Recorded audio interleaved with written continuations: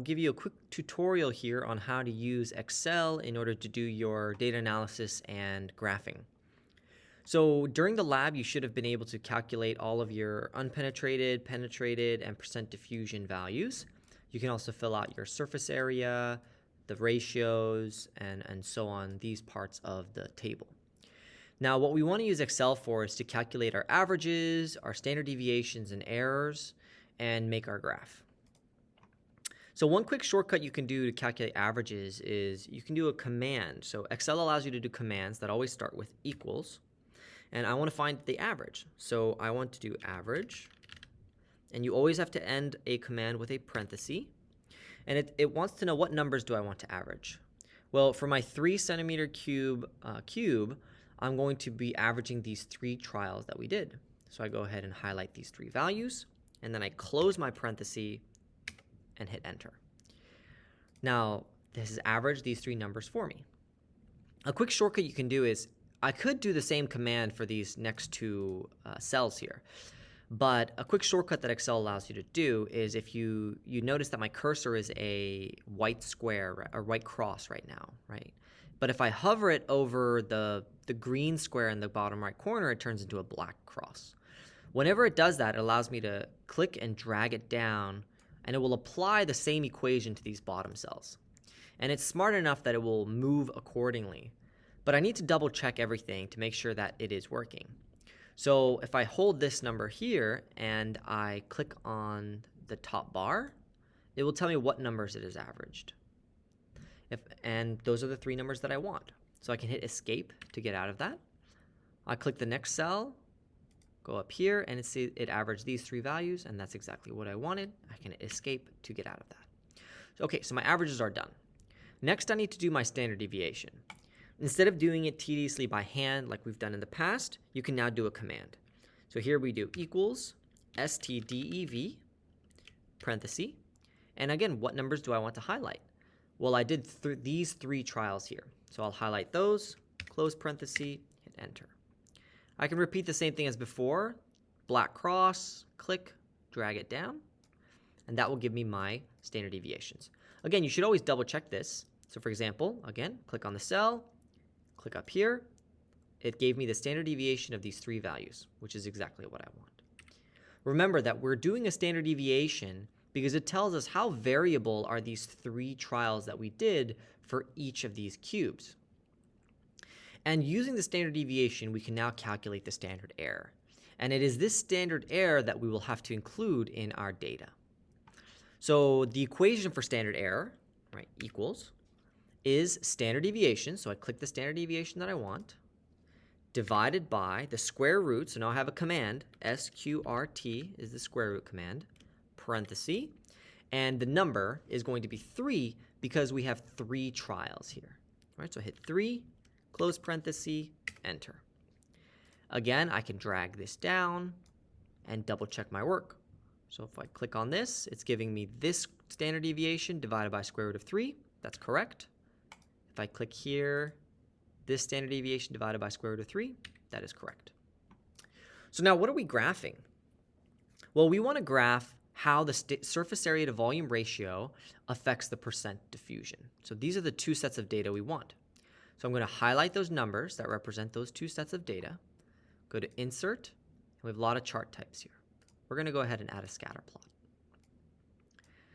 Now, on your chart title for your scatter plot, you're going to write something that gives us enough information about the independent variable and the dependent variable.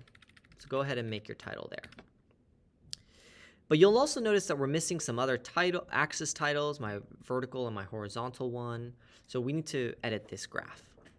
One of the first things I'm going to do is delete these vertical lines. We don't like those vertical lines, so we delete that, leaving the horizontal ones only. Then I will click on the graph. I'm on chart design, and I go to the top left, add chart element, axis title, horizontal. I repeat, axis title for vertical.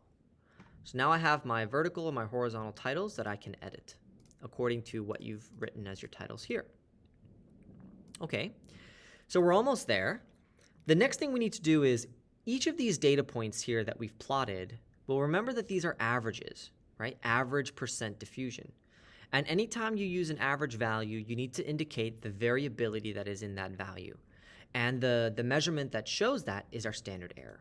So we need to show the standard error into these data points.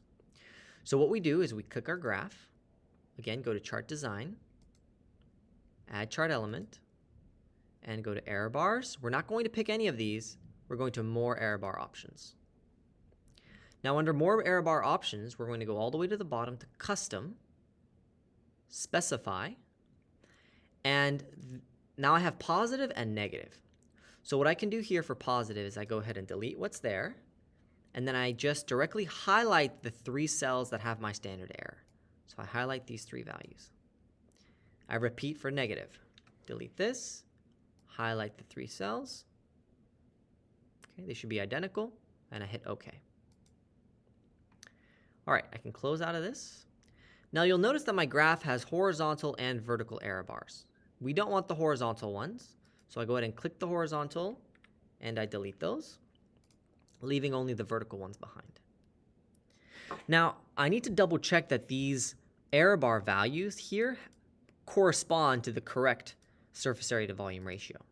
So what I can do is I'll go to, for example, my 6 surface area to volume ratio, this one, and I know the value should be 2, and that corresponds to this vertical error bar. I can change this value to something bigger, say 9, for example, and I click and notice how only this data point changed to become bigger. These 2 were not affected.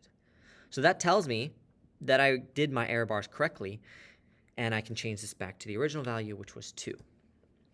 And that's it. Now, the last thing that sometimes I'll ask you to do for graphing is to add a trend line.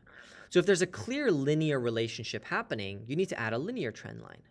In this case, it doesn't look like a linear trend line might be the clearest one. Let's take a look at what other options we have. So again, click the graph, go to chart design, add chart element, trend line, and I'll go to more trend line options.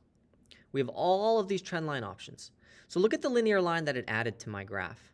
Well, it's not super close to my data points. Maybe one of these other trends might be better. So if I look around, perhaps logarithmic seems to fit the trend a little bit better. So I'll probably try to stick to that. Sometimes I'll ask you to add best fit lines like this, trend lines. Sometimes I won't.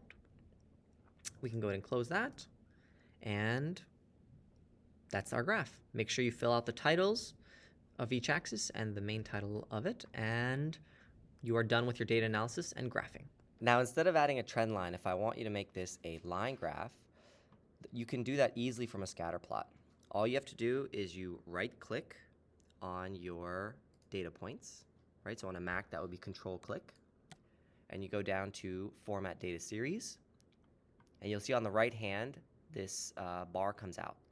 Just go to the bucket here, and instead of saying no line, you can click the solid line button, and now you have a line graph. So depending on the type of graph you have, whether that's going to be a scatter plot with a best fit line or a line graph, by adding a scatter plot on Excel, you can make it either of those options using the directions that are here. So hopefully this helped. Please come see me if you're confused, and see you in class.